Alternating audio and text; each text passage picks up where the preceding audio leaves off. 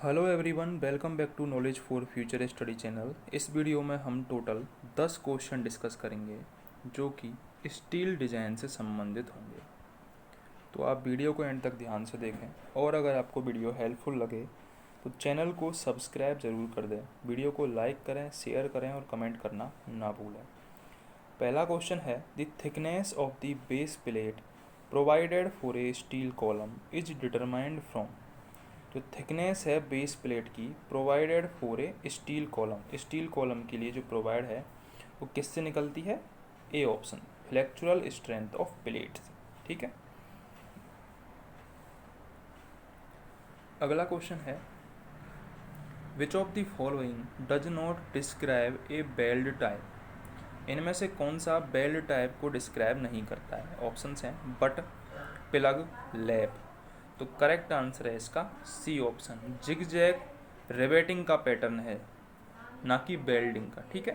तो but, plug और lap ये तीनों ही किसके उदाहरण हैं? बेल्डिंग के एग्जाम्पल हैं। ठीक है। अगला क्वेश्चन है, which one of the following is a compression member. Options हैं पुरलिन, गिर्ट, टाई और बूम। तो कंप्रेशन मेंबर है इनमें से बूम, बी ऑप्शन करेक्ट है, boom is a compression member. ठीक है। अगला क्वेश्चन है हमारा, the purlins in roof trusses are placed at the panel points essentially to avoid. जो पुरलिन है रूफ ट्रस में वो कहाँ पर प्लेस्ड की जाती है, किसके लिए की जाती है? तो करेक्ट आंसर होगा इसमें डी ऑप्शन, बेंडिंग मूवमेंट को रजिस्ट करने के लिए राफ्टर में हम क्या प्रोवाइड करवाते हैं? पुरलिन प्रोवाइड करवाते हैं। ठीक है। It is desirable to place purlins only at the panel points, as otherwise the principal rafter of the roof truss will be subjected to bending। जो पुरलिन को हम पैनल पॉइंट पे प्रोवाइड करवाते हैं, किस लिए करवाते हैं? ताकि वो बेंडिंग मूवमेंट जो राफ्टर में आ रहा हो उसको रजिस्ट कर सके। ठीक है। अगला क्वेश्चन है, which one of the following is the correct ratio of plastic movement to yield movement for a simply supported beam of uniform square cross section throughout the span। तो करेक्ट आंसर होगा इसमें 1.5। क्यों? क्योंकि square section का हमको क्या पूछा है? Ratio of plastic movement to yield movement पूछा है। ठीक है। तो ratio of plastic movement to yield movement क्या होता है? सेफ फैक्टर होता है। ठीक है। अब हम डिफरेंट सेक्शंस के सेफ फैक्टर देख लेंगे। तो सबसे पहले है स्क्वायर। स्क्वायर शेप का सेफ फैक्टर होता है 1.5। ठीक है। ऐसे ही रेक्टेंगुलर, स्क्वायर और रेक्टेंगुलर एक जैसे होते हैं, तो स्क्वायर और रेक्टेंगुलर का होता है 1.5। इसके बाद आता है ट्राइंगल। ट्राइंगल का सेफ फैक्टर ज़्यादा होता है, कितना होता है? 2.343। ठीक है। स्क्वायर का 1.5, रेक्टेंगुलर का 1.5, ट्राइंगल का 2.343। इसके बाद आता है सर्किल। सर्किल का होता है 1.7। टी सेक्शन का होता है 1.8। और उसके बाद आता है डायमंड सेक्शन का होता है 2 सेफ फैक्टर। ठीक है। तो ये सेफ फैक्टर की वैल्यूज़ थी, आपको याद रखनी है। अगला क्वेश्चन है हमारा, the plastic modulus of a section is 4.8 into 10⁻⁻⁴ metre cube. Safe factor दे रखा है 1.2। प्लास्टिक मूवमेंट कैपेसिटी दे रखी है 120 किलोन्यूटन मीटर। तो yield stress of the material हमसे पूछा है।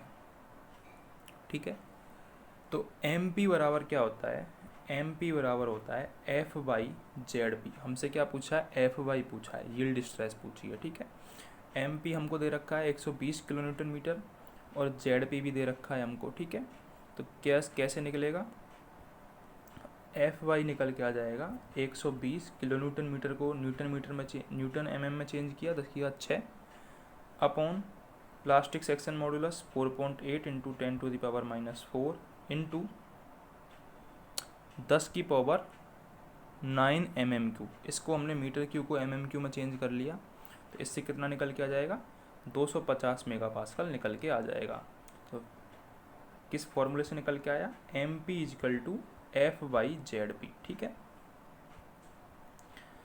If P and D are pitch and gross diameter of rivets, the efficiency of the riveted joint is given by, जो riveted joint है उसकी efficiency का फॉर्मूला होता है eta is equal to P minus D upon P. ठीक है, important formula है, directly आता है क्वेश्चन, याद रखना है आपको। Efficiency of riveted joint is P minus D upon P. ठीक है, अगला क्वेश्चन है in a grillage footing the maximum shear force occurs at the, जो ग्रिलेज फुटिंग है उसमें जो मैक्सिमम शियर फोर्स होता है वो होता है edge of the base plate की एज पे। Maximum shear force in grillage footing occurs at the edge of the base plate. अगला क्वेश्चन है a flat weld end joint shown in the figure, ये फिगर दे रखा है जिसमें flat बेल्ड है हमारा। ठीक है, हमसे बोला है the size of the weld is 8 mm, size of weld दे रखी है 8 mm, सेप स्ट्रेस दे रखी है बेल्ट की 110 न्यूटन पर mm square. What is the safe force, हमसे पूछा है सेफ फोर्स ऑफ बेल्ट।